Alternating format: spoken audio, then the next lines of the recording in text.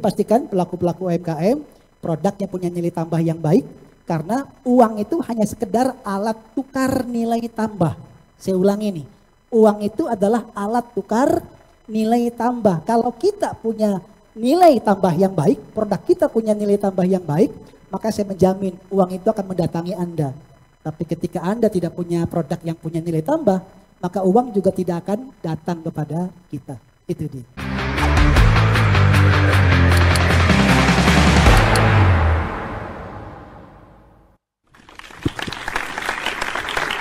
Assalamualaikum warahmatullahi wabarakatuh. Selamat malam, salam sejahtera untuk kita semua. Saya Taufik Rahman, sangat senang sekali bisa membersamai Anda kembali dalam program yang dipersembahkan oleh PT SBCR Surabraja. Mireng, midang bareng, bangga jadi lebih baik. Tamu kita pada malam hari ini dari pelaku UMKM Kota Cirebon dan dari mahasiswa Universitas Wiralodra Indramayu. Sahabat-sahabat yang istimewa, kita akan bahas satu tema yang sangat penting sekali. Bagaimana tentang peningkatan ekonomi di UMKM secara khusus. Bagaimana hari ini fakta dan data menyebutkan UMKM sangat berkontribusi besar sekali untuk negeri ini, terutama di soal menghindari dari resesi. 97% bisa menyerap tenaga kerja dari 200 juta masyarakat Indonesia yang ada dari seluruh total tenaga kerja. Hanya 3% saja yang diserap dari industri. Dan 66 juta total UMKM di Indonesia dan di Jawa Barat terbesar. 1,5 juta jumlah UMKM-nya. Tapi faktanya hari ini banyak yang mati dan tidak berkembang. Dan hari ini akan kita bahas dan belajar bersama dengan tokoh UMKM yang sudah dikenal. Hari ini mampu menciptakan UMKM dari rumahan yang hari ini sudah tersebar ke 3.000 titik distribusi di seluruh Indonesia dan belum lama ini sudah ekspor ke luar negeri. Kita sambut saja dan undang saja motivator sekaligus tuan rumah dari bidang bareng, Bang Hak. Terima kasih, terima kasih. Silakan duduk kembali. Assalamualaikum warahmatullahi wabarakatuh. Nah, kesempatan malam hari ini kita akan bahas tentang bagaimana UMKM ini bisa tumbuh dan berkembang. Karena sepanjang pengalaman saya sebagai pelaku UMKM, UMKM di Indonesia itu dibiarkan tumbuh liar. Jadi jika tidak ada hadirnya negara, hadirnya pemerintah, tidak hanya membimbing atau hanya sekedar mengancam-ancam dengan aturan, tetapi ada kemitraan di sana. Nah, sepanjang itu tidak dilakukan dengan cara-cara yang baik, maka UMKM tidak bisa tumbuh dengan cara yang sempurna. Karena misalnya begini, jika ada pengolahan makanan, ada istilah namanya CPPOB, cara produksi pangan olahan yang baik. Lalu negara hadir di situ, awas jangan menggunakan bahan ini, jangan menggunakan proses dengan cara begitu. Tetapi bagaimana alternatif yang terbaik itu belum tentu ada pembinaan, masalah utama di situ. Dan kemudian ketika kita melakukan hal-hal yang tidak baik, itu datang ancaman, harusnya diberikan solusinya seperti apa. Nah, hadirnya para regulator itu memberikan kemudahan-kemudahan bagi UMKM sehingga produksinya terjaga dan hasilnya punya nilai tambah yang luar biasa bagus dan bisa bersaing di dalam pasar. Yang hari ini ketika hasil dari produksi UMKM ini juga dibiarkan liar begitu saja untuk bersaing. Sehingga sulit ketika produk dari UMKM bersaing dengan perusahaan-perusahaan besar. Itu sebabnya dibutuhkan keseriusan bagi pemerintah atau orang-orang yang terkait di dalamnya untuk serius membantu pelaku-pelaku UMKM ini supaya tidak dibiarkan begitu saja tumbuh, tetapi dengan arahan yang jelas, ada pembinaan, ada pengawasan dan jaminan produk sehingga hasil olahannya bisa bersaing di pasar dengan cara yang baik. Itu dia. Istimewa sekali Bang Hak. Bang, ini ada pertanyaan, mungkin ini pertanyaan juga hadir di benak-benak banyak orang yang ingin memulai usaha nih Bang. Iya. Jadi untuk memulai usaha kecil atau rumahan, awal-awal yang harus dilakukan, Pak? Awal-awal sekali yang harus dilakukan itu apa?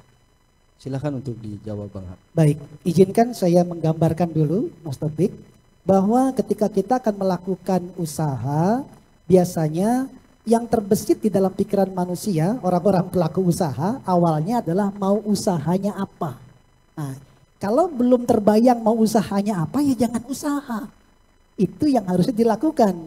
Semestinya pelaku-pelaku UMKM itu harus melihat potensi pasar dulu. Jadi yang paling utama potensi pasar. Kalau potensi pasar ini sudah ada, pertanyaan berikutnya, apa yang bisa dilakukan? Apa yang bisa dilakukan untuk memenuhi kebutuhan pasar tadi? Nah, kalau sudah tahu apa yang harus dilakukan, berarti dia sudah bisa membidik kira-kira saya akan buat apa untuk ikut andil di dalam pasar itu. Jadi jangan sampai nggak tahu potensi pasarnya, lalu kita ngomongin usahanya apa ya. Itu yang tidak mungkin bisa dilakukan. Jadi coba cek ekspektasi pasar namanya tuh. Kalau sudah ekspektasi pasar itu ada harapan di mana pasar mengharapkan produk A dengan kualitas yang seperti ini, seperti ini, seperti ini. Apakah kita mampu memenuhi keinginan pasar tadi? Apakah kita mampu memenuhi keinginan pasar tadi? Pertanyaan berikutnya tidak hanya apakah mampu. Pertanyaan berikutnya adalah bagaimana caranya. Tuh. Kalau soal mampu atau tidak mampu bisa dibuat-buat. Tapi bagaimana cara, ini butuh proses teknologi. Kalau kemudian tidak ada kehadiran pemerintah di situ untuk memudahkan cara-cara produksi yang baik, pembinaan yang baik, maka UMKM dibiarkan liar itu seperti itu. Maka tidak heran jika 1-3 tahun UMKM itu tidak tumbuh dengan baik. Hampir sebagian besar gagal di 3 tahun pertama. Kenapa? Karena mereka dibiarkan berkembang dengan sendiri tanpa pendampingan, tanpa pembinaan. Bahkan tidak ada jaminan ketika produknya dihasilkan itu menjadi barang yang siap untuk dipasarkan.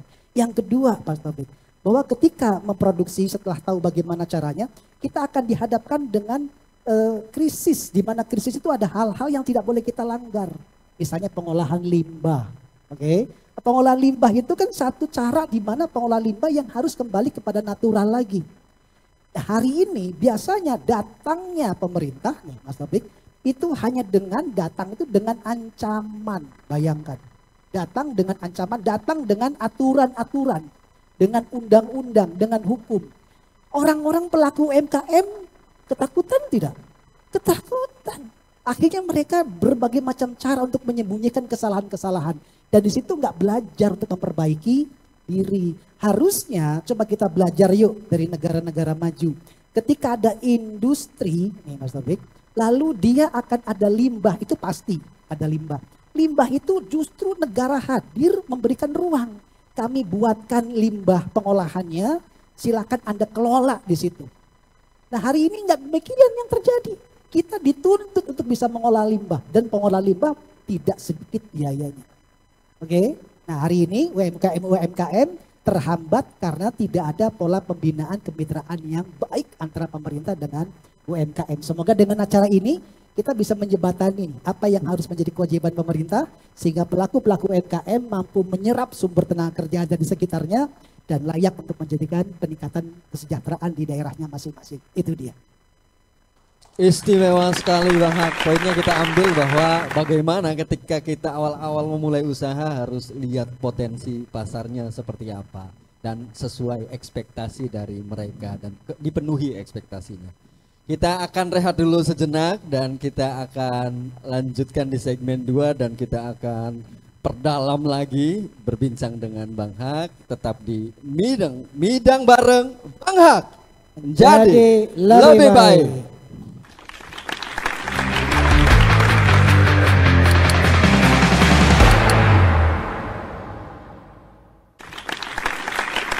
Bahagia sekali kami sahabat-sahabat pemirsa RCTV Lakapadane yang ada di rumah maupun yang ada di studio masih menyimak dan menyaksikan kami. Di segmen yang kedua ini kita akan berikan kesempatan untuk lebih bisa memperdalam dan bertanya langsung kepada Bang Hak. Dipersilahkan barangkali ada. Oke, silahkan Pak. Oke. Assalamualaikum Bang Hak. Salam. Saya Heri Sujudi dari Cirebon Pelaku Usaha. Bang, ada yang mau saya tanyakan.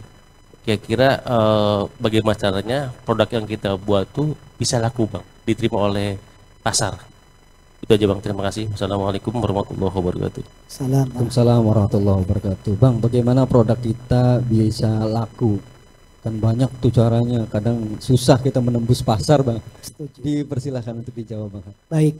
Nah, itu dia tadi saya katakan bahwa ketika produk kita bersaing di pasar nih, Pak Heri, produk kita bersaing di pasar.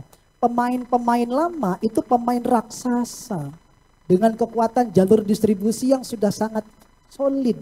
Lalu kemudian pelaku UMKM muncul ke situ dengan segala keterbatasannya. Kira-kira bisa bersaing?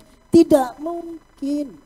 Makanya perlu ada jembatan di sini, kebijakan-kebijakan, regulasi dari pemerintah untuk bisa menghadirkan produk UMKM hadir ke tengah-tengah pasar. Contoh sederhana misalnya, kalau misalnya Pak Heri pelaku industri air minum misalnya. Kemudian ada satu regulasi pemerintah bahwa air minum ini menjadi kewajiban yang harus digunakan oleh sekolahan misalnya, atau oleh instansi tertentu. Sehingga pasarnya sudah jelas dibuat gitu. Artinya pasarnya itu disediakan. Negara-negara maju itu adalah bagaimana menjamin potensi-potensi produksinya dalam pasar yang jelas. Sehingga tidak hanya bersaing di lokal, bahkan negara-negara maju mau memfasilitasi produknya sampai ke luar negeri. Hadir negara di situ, hadir pemerintahan di situ. Nah, bayangkan ketika UMKM ini dibiarkan tumbuh dengan liar, saya jamin tidak akan bisa bersaing dengan pasar yang memang sudah dikuasai oleh penguasa-penguasa ekonomi. Maka yuk, di jalur distribusi ini yang penting sekali. Jika kita tidak bisa bekerja sama, maka paling tidak kita punya kekuatan. Apakah saya harus punya agen, apakah saya punya pelanggan-pelanggan yang harus saya jalin hubungannya dengan cara-cara yang baik. Jika itu sudah kita bisa lakukan, gak apa-apa, tumbuh berkembang saja. Jadi jangan tumbuh terlalu tergesa-gesa. Karena prinsipnya ketika orang sudah mengenal produk kita, sudah merasakan bahwa produknya juga ada manfaatnya, maka nanti kelak dia akan terjadi advokasi. Advokasi itu adalah dia menyampaikan kepada orang lain tentang produk yang dia rasakan. Sehingga iklannya sangat murah gitu. Nah, tumbuh dengan cara yang baik itu namanya kita membangun distribusi. Maka ada dua yang harus kita kuatkan. Satu di bidang marketingnya. Nah, marketing itu adalah kemampuan bagaimana kita mempromosikan dengan cara yang baik. Yang kedua tentunya dengan cara salesnya, penjualannya. Kalau antara marketing dengan salesnya bisa bekerja sama dengan baik, maka saya bisa menjamin distribusi produknya juga akan berjalan dengan lancar. Tapi tidak semua pelaku UMKM paham tentang ini. Maka perlu pendampingan. Jika tidak ada pendampingan, maka UMKM tumbuh dengan seada-adanya. Bagaimana kita mengharapkan UMKM tumbuh menjamur dengan baik, sehingga persentasenya bisa meningkat dan menjadi salah satu cara untuk mesejahterakan warga, jika tidak ada pendampingan dengan cara-cara yang baik. Itu dia. Istimewa sekali, Bang. Poinnya kita bisa ambil bahwa kalau kita ingin laku usahanya, jalur distribusinya harus dibangun dengan baik. Kita berikan kesempatan yang kedua. Penanya kedua, silakan, Pak. Ya Bang, Assalamualaikum warahmatullahi wabarakatuh. Salam warahmatullah. Nama saya Dimas, saya pelaku usaha CCTV. Mau nanya Bang, itu kan tadi ngomongin marketing dan sales. Ya. Nah, kira-kira gimana strategi untuk promosi supaya produk kita tuh bisa efektif gitu tuh, nyampe ke pelanggan. Terima kasih Bang. Baik. Bang, promosi yang baik agar dikenal oleh publik. Iya. Silakan dijawab, Bang. Baik. Ada tahapannya di mana kita akan sampai produk kita kepada masyarakat. Yang pertama, pastikan masyarakat itu tahu dulu produk kita. Kalau dia tidak tahu, maka bagaimana dia akan beli produk kita? Maka cara untuk supaya masyarakat tahu, ini kita lakukan dengan cara promosi. Promosinya apakah harus dengan mahal-mahal, Bang? Belum tentu. Hari ini sudah bisa dengan cara mudah untuk melakukan promosi. Bisa dengan media sosial dan lain sebagainya. Anak-anak muda hari ini konsumsinya sangat tinggi hanya karena nontonin media sosial. Manfaatkan sehingga di situ kita bisa menyampaikan informasi tentang produk kita. Setelah tahu, maka ada rasa ingin untuk mencoba. Itu yang kedua nih. Ada keinginan mereka untuk mencoba. Ketika sudah ada rasa keinginan berarti ada ketertarikan. Jangan sampai kita mempromosikan sesuatu tetapi tidak meningkatkan rasa ingin untuk mencoba. Sehingga pastikan cara kita menyampaikan promosi informasinya itu menumbuhkan orang rasa ingin untuk membeli produk kita. Yang ketiga tingkatannya baru kemudian dia mencoba. Kalau sudah mencoba dia akan merasakan ini sebagai titik yang paling menentukan. Ketika dia mencoba dan tidak sesuai dengan ekspektasi, nggak sesuai dengan harapan dia, jadi kapok di situ. Dan akibatnya marketingnya jadi buruk. Dia akan mempromosikan, wah produk itu nggak bagus, produk itu nggak bagus gitu kan. Yang mengakibatkan justru akan berlawanan dengan keinginan kita. Makanya jangan sampai kita menghasilkan produk yang ketika dikonsumsi atau dipakai oleh orang lain menjadikan orang lain kecewa.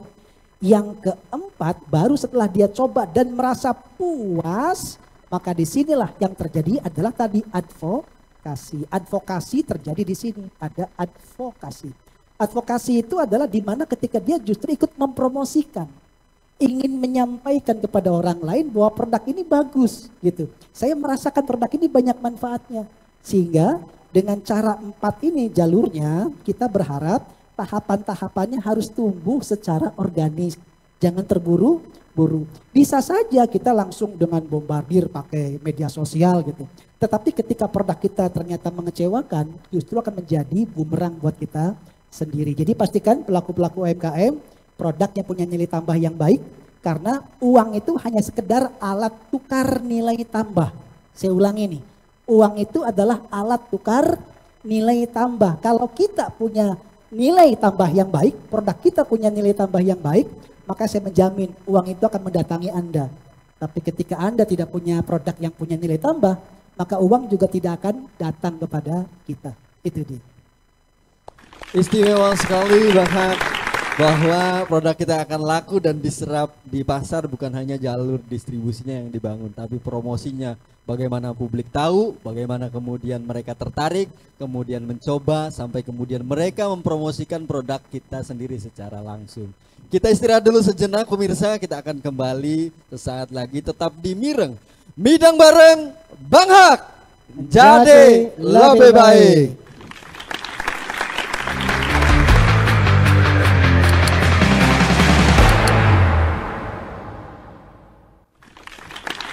Pemirsa RCTV Lakabadannya di rumah dan maupun tamu Midang bareng Bang Hak yang ada di studio, kita kembali lagi di Mireng Midang bareng Bang Hak menjadi lebih baik. Kali ini kita ingin memperdalam lebih jauh lagi terkait dengan bagaimana UMKM ini bisa jauh lebih berkembang. Dan kita akan berikan lagi kesempatan untuk penanya di studio, silahkan ada. Oh, silahkan Mas. Assalamualaikum warahmatullahi wabarakatuh. Waalaikumsalam warahmatullahi wabarakatuh. Sebelumnya perkenalkan, nama saya Muhammad Irfan Ramadan sebagai pelaku usaha UMKM. Izin bertanya Bang, saat ini kita sedang merintis sebuah usaha. Terkadang kita tuh sulit untuk mengatur keuangan. Ya sekitar ada 80% usaha UMKM itu dia gagal karena masalah ini. Ada nggak sih Bang solusi untuk kita bisa keluar dari masalah ini agar usaha kita lebih sejahtera? Itu saja Bang dari saya. Wassalamualaikum warahmatullahi wabarakatuh. Waalaikumsalam warahmatullahi wabarakatuh. Ini dialami UMKM baru nih Bang. Pertanyaannya bagus sekali. Mengelola keuangan seperti apa Bang? Banyak yang uangnya masuk, untung tapi habis, nggak ada dan nggak kelihatan. Mohon dijawab Bang Hak, dipersilahkan. Iya. Jadi kadang-kadang pelaku usaha itu Mas Taufik akan sering tertipu oleh nilai untung. Padahal keuntungan itu belum tentu semuanya cash. Keuntungan bisa berupa persediaan yang banyak, keuntungan bisa berupa piutang tagihan, sehingga itu juga menjadi bagian dari keuntungan padahal uangnya belum ada. Sehingga banyak pelaku-pelaku UMKM menganggap saya pakai dulu nanti kalau tagihannya dapat itu sebagai mengganti biaya yang sudah digunakan. Jadi kenapa? Karena keterbatasan modal para UMKM itu sehingga menggunakan cash flow-nya tidak bisa dengan cara yang bagus. Padahal cash flow itu adalah urat nadi. Seandainya kita tidak mampu mengatur cash flow dengan baik, maka seperti darah yang mengalir lalu terhambat. Terjadi apa? Stroke di situ. Gagal, akhirnya bangkrut tuh. Sehingga cash flow menjadi penentu. Sehingga kalau cash flow itu paling tidak harus ada, Mas Irfan, yang pertama ketika kita mendapatkan keuntungan, lakukan dibagi dengan 3. Sepertiga itu Anda gunakan untuk kepentingan pribadi. Karena itu adalah keuntungan, Anda layak untuk menggunakannya. Ya masa sudah dapat untung tapi tetap saja tidak bisa menikmati, kan rugi-rugi juga. Harus Anda nikmati sepertiga saja dari keuntungan. Dari laba, hanya sepertiga saja. Sepertiga sisanya Anda gunakan sebagai putaran modal berikutnya. Supaya modal Anda bisa berkembang, ada modal tambahan. Karena banyak pelaku-pelaku usaha yang tidak menambahkan modalnya. Sehingga bertahun-tahun segitu-gitu saja usahanya. Sementara harusnya semakin usaha berkembang makin lama makin meningkat. Mesin harus sudah dirubah, cara-cara produksi harus sudah diganti. Dan itu perlu tambahan modal. Maka pastikan sepertiga dari keuntungan itu digunakan untuk pengembangan usaha. Dan sepertiga lagi, nah ini dia nih yang paling penting, adalah bagaimana kita memberi kebermanfaatan kepada masyarakat gitu. Jadi jangan sampai hanya sekedar pribadi dan ini kan semua ke pribadi semua. Modal bertambah untuk usaha pribadi, dinikmati juga untuk pribadi, tapi bagaimana untuk sosial. Nah, sosial ini menjadi kunci. Kalau kita sudah mampu tersentuh kepada masyarakat bahwa kita usaha ini tidak hanya untuk mengkayakan diri, tetapi kita ada kebermanfaatan buat lingkungan, ada kebermanaan buat orang-orang di sekitar kita. Ada zakat yang dihitung di situ, sehingga ketika mereka mengatakan, oh terima kasih, doanya itu yang menjadikan usaha kita menjadi semakin lancar gitu. Jadi ada 3 bagian, ya, sepertiga untuk pribadi, sepertiga untuk modal tambahan, dan sepertiga untuk sosial. Jika cash flow-nya diatur dengan baik, insya Allah kita bisa mempertahankan usaha, tidak hanya mempertahankan tapi tumbuh dengan cara yang lebih bagus juga. Itu dia. Istimewa sekali Bang Hak. Bang Hak, ini kita sudah di closing statement nih Bang. Iya. Kita minta dirangkum dari awal sampai akhir agar kemudian dapat inspirasi UMKM yang ada di seluruh Indonesia dan khususnya pemirsa RCTV Langkapadane yang hari ini menonton. Dipersilahkan Bang Hak. Baik, nah pemirsa RCTV Langkapadane, kita melihat bahwa pertumbuhan UMKM itu hampir sama seperti pertumbuhan anak-anak kita. Anak-anak yang ketika dilahirkan itu langsung bisa jalan. Tidak, perlu bimbingan. Seperti itulah, dibimbing menjadi jaminan bahwa dia kelak akan bisa berjalan. Artinya, 1, melepaskan dari ketergantungan. Ini tahap awal, melepaskan dari ketergantungan. Hari ini banyak sekali UMKM sangat-sangat tergantung kepada modal. Sehingga ketika modalnya tidak ada, kurang, maka UMKM tidak berjalan. Maka perlu hadir namanya mitra. Mitra ini kadang-kadang banyak orang yang punya modal kebingungan mau dibagaimanakan uangnya. Kalau dijadikan bareng gitu kerjasama, maka mereka tidak akan kesulitan untuk mencapai modal-modal yang dibutuhkan. Hanya permasalahannya untuk menemukan antara mitra, ya, pemodal dengan UMKM ini tidak ada satu wadah yang dilakukan. Harusnya ada lembaga. Hari ini kan yang bisa memanfaatkan ini hanya perbankan. Karena orang ketika mau cari modal datangnya kemana? Ke bank. Sementara UMKM baru mau jalan, kira-kira diterima nggak pengajuan modalnya ke bank? Tidak mungkin, karena nggak kredibel gitu, nggak bankable. Karena baru dilakukan, sehingga perlu ada kemitraan yang diatur. Yang kemudian kalau sudah ada ketergantungan ini bisa lepas, tidak hanya terhadap modal, maka nanti kelak dia bisa mandiri. Nah, kalau sudah mandiri, menyerahkan modalnya kembali kepada sang pemilik modal dengan keuntungan yang sudah dimiliki, lalu dia bisa menjalankan usahanya secara mandiri. Tetapi untuk sampai kepada tingkat-tingkat yang lebih besar, kita harus butuh yang ketiga langkahnya, yaitu adalah terjadi kesaling tergantungan. Kesaling tergantungan ini adalah menjadikan bahwa ternyata kita tidak bisa sukses kecuali kita juga membutuhkan kerjasama yang lebih besar lagi.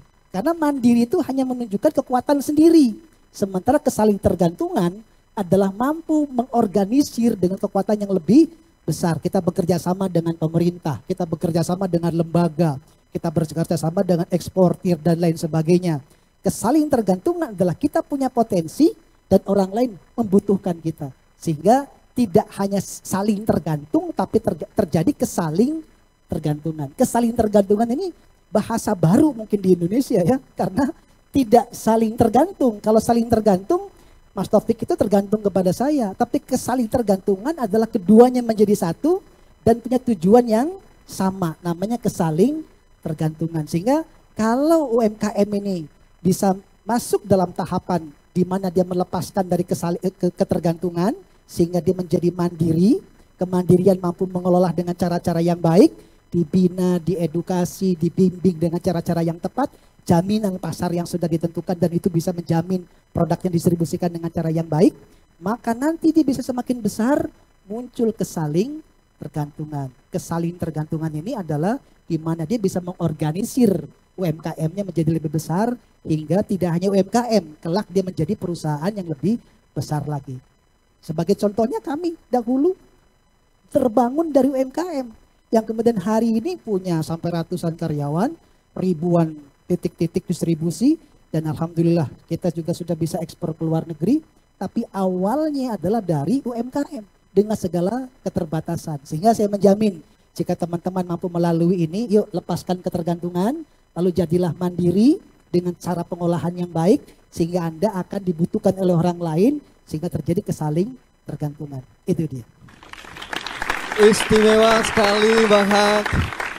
Kita sudah di akhir acara nih Bang. Kita akan lanjut lagi di minggu depan, di hari Minggu jam 19.30 waktu Indonesia Barat. Saya terima kasih sekali nih Bang Hak sudah memberikan inspirasi kepada kita semua. Terima kasih juga kepada sahabat-sahabat pelaku UMKM. Terima kasih juga sahabat-sahabat mahasiswa dari Unwir Indramayu.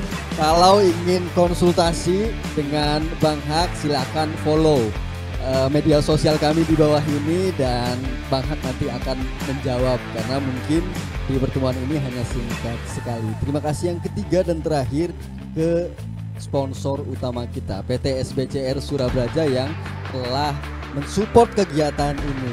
Kita akan ketemu lagi, terus saksikan Mireng Midang bareng Bang Hak jadi lebih baik.